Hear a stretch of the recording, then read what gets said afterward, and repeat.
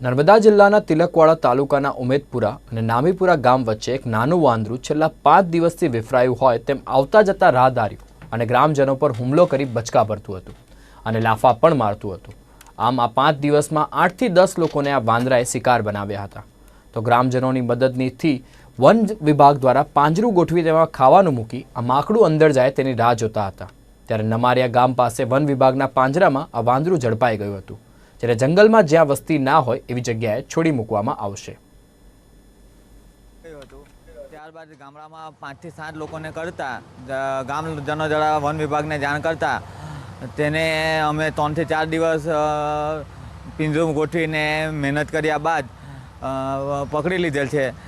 હવે તેને અમે રેન્જ કચેરી કેવડિયા ખાતે લાવી સારી માવજત કરી ફરી જંગલ વિસ્તારમાં છોડી દઈશું।